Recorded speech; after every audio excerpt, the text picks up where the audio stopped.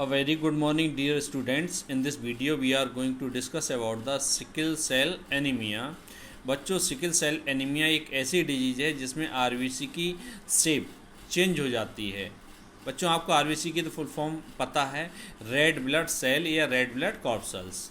तो बच्चों, मैं with the help of figure या डायग्राम की हेल्प से यहाँ पर आपको शो कर रहा हूँ। जो लेफ़्ट साइड में ऊपर की तरफ जो फ़ोटो बना हुआ है वो कैसा है, नॉर्मल आरबीसी का फ़ोटो है। राइट साइड में है वो एबनॉर्मल आरबीसी का, मतलब सिकल सेल्ड आरबीसी का है या सिकल शेप आरबीसी का है।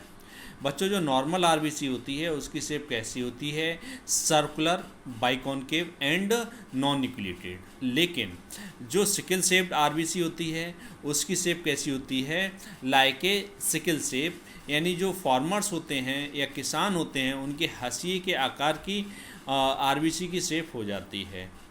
जैसा कि हम बच्चों जानते हैं कि सेंट्रल डॉगमा में डीएनए से क्या बनता है बच्चों, एमआरएनए, और एमआरएनए से क्या बनती है, प्रोटीन। ये तो हम पहले कई एक बार पढ़ चुके हैं।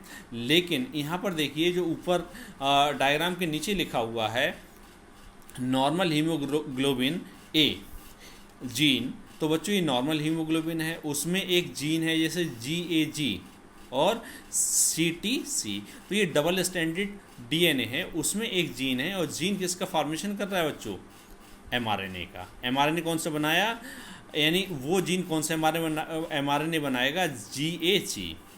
ठीक, अभी एमआरएनए है, by the process of translation क्या बनाएगा, पॉलीपेप्टाइड चेन या फिर प्रोटीन। तो बच्चों, ये नीचे की साइड में देखिए एक पॉलीपेप्टाइड चेन बनी है जिसका नाम क्या है, haemoglobin A polypeptide chain. Haemoglobin A का मतलब ये है नॉर्मल हीमोग्लोबिन। तो देखिए बच्चों, इसमें ये अमीनो एसिड्स हैं, पोजीशन नंबर 1, 2, 3, 4, 5, 6 एंड 7। तो पोजीशन नंबर फर्स्ट पर वैलिन है, सेकंड पर हिस्टिडीन है, थर्ड पर ल्यूसीन है, और फोर्थ पर थ्रियोनिन है, देन प्रोलीन है, और 6 पोजीशन पर क्या है, ग्लूटामिक एसिड। 7th पोजीशन पर भी बच्चों क्या है, ग्लूटामिक एसिड। हमें यहाँ पर कंपेरिजन करना है किसमें, नॉर्मल हीमोग्लोबिन की पॉलीपेप्टाइड चेन में, और जो सिकल शेप्ड हीमोग्लोबिन है उसकी पॉलीपेप्टाइड चेन में। अब सेकेंड डायग्राम को हम देखें बच्चों, ऊपर की साइड से ही, यानी सिकल सेल हीमोग्लोबिन, यानी एस का मतलब सिकल शेप। इसका जो जीन है वो क्या है, GTG और CAG। इसने जो एमआरएनए बनाया वो क्या बनाया है, GUG। और एमआरएनए से क्या बना बच्चों, पॉलीपेप्टाइड चेन, जो क्या है, हीमोग्लोबिन S पेप्टाइड। S का मतलब सिर्फ सिकल शेप्ड है, और उधर हीमोग्लोबिन A का मतलब क्या है, नॉर्मल है। ठीक है, अब यहाँ पर देखिए कि ये जो पॉलीपेप्टाइड चेन है इसमें पोजीशन देखिए किसकी, अमीनो एसिड्स की। फर्स्ट पोजीशन पर वैलिन नॉर्मल पर भी है, और इधर सिकल शेप्ड जो पॉलीपेप्टाइड चेन है उसमें भी है। ठीक है, ऐसी सेकंड पोजीशन है, थर्ड है, फोर्थ है, फिफ्थ है, यानी फिफ्थ पोजीशन तक कोई डिफरेंस नहीं है बच्चों। लेकिन 6th पोजीशन में, यानी जो नॉर्मल हीमोग्लोबिन चेन है उसमें 6th पोजीशन पर देखिए ग्लूटामिक एसिड है, और जो सिकल शेप्ड हीमोग्लोबिन की पॉलीपेप्टाइड चेन है उसमें 6th पोजीशन पे क्या है, वैलिन।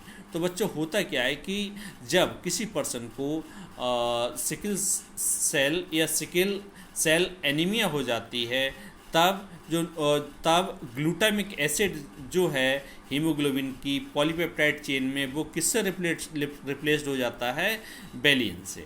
बस एक ही पोजीशन पर चेंज आता है, 6th पोजीशन पर जो ग्लूटामिक एसिड है which is replaced by the valine.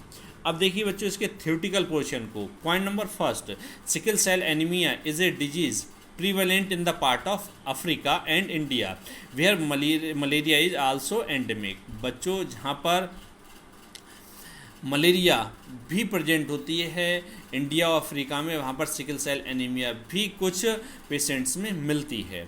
ठीक है, second point, in this disease shape of RBC is changed from circular rounded to sickle shape of farmers instrument and thus the name of this disease.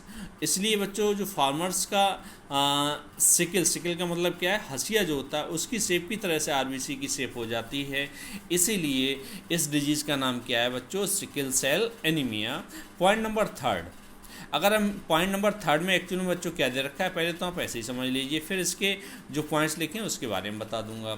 जैसे अगर जो normal RBC है उसकी oxygen carrying capacity ज़्यादा होती है, लेकिन जो सिकल सेप या सिकल सेल्ड आरबीसी होती है उसकी जो ऑक्सीजन कैरिंग कैपेसिटी होती है वो कम होती है, क्योंकि उसकी शेप चेंज हो जाती है। शेप चेंज होने से क्या होगा कि वो कम ऑक्सीजन को कैरी करती है। तो देखिए यहाँ पर पॉइंट नंबर 3 बच्चों, the oxygen carrying capacity of sickle shape RBC is changed.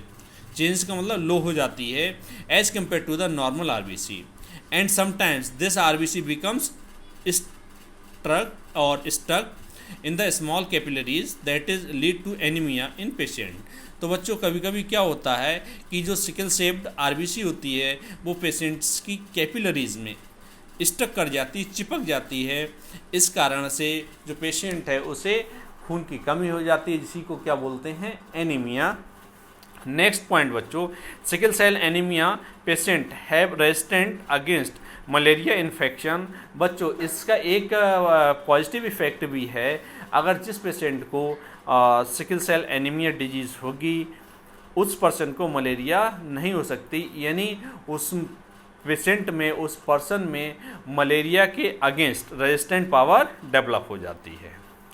Next point बच्चों, if sickle shaped haemoglobin is deoxygenated then it becomes insoluble and forms polymers that aggregate into the tubular fibers, while normal hemoglobin remains soluble on deoxygenation। अब बच्चों देखिए यहाँ पर मान लीजिए कि आपने 2 टेस्ट ट्यूब ले ली, 2 टेस्ट ट्यूब में एक में आपने क्या डाल दिया, एक ऐसा हीमोग्लोबिन जो सिकल शेप्ड है, ठीक है, या जो सिकल शेप्ड आरबीसी से निकाला है। दूसरी टेस्ट ट्यूब में आपने कौन सा डाला, ऐसा हीमोग्लोबिन जो नॉर्मल आरबीसी से निकाला है, ठीक है।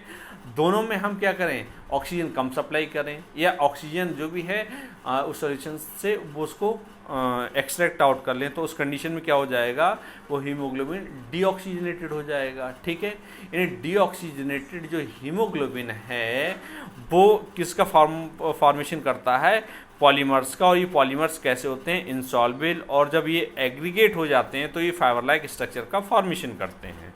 लेकिन जो नॉर्मल हीमोग्लोबिन जो होता है वो सॉल्युबल फॉर्म में रहेगा आफ्टर डीऑक्सीजनेशन, ठीक है। जैसे बच्चों हम लोगों की बॉडी की अगर हम बात करें तो ऑक्सीजनेशन कहाँ पर होगा, लंग्स में, ठीक है, और डीऑक्सीजनेशन कहाँ पर होगा, टिश्यूज में, बस इतना डिफरेंस है, ठीक है। Next one, Linus Pauling studied the electrophoretic mobility of the 2 hemoglobin.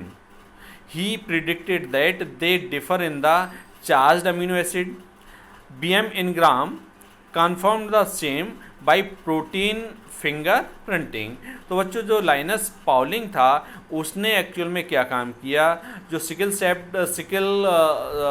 Shaped haemoglobin था और जो नॉर्मल हीमोग्लोबिन था दोनों की मोबिलिटी देखी, ठीक है। तो जब इनकी मोबिलिटी देखी तो कुछ जो अमीनो एसिड्स ऐसे थे जो चार्ज थे उनकी मोबिलिटी में क्या मिला, डिफरेंस। और ये किसने कंफर्म किया है बच्चों, BM इनग्राम ने भी कंफर्म किया है with the help of protein fingerprinting. और इसी को और डिटेल में हम नेक्स्ट वीडियो में स्टडी करेंगे बच्चों। Next point, in sickle cell anemia glutamic acid is replaced by valine at position number 6 in beta chain या beta globin chain of haemoglobin. तो बच्चों जो बीटा चेन होती है हीमोग्लोबिन की उसमें पोजीशन नंबर 6 पर जो ग्लूटामिक एसिड होता है वो किससे रिप्लेस हो जाता है, वेलिन से। Thank you students.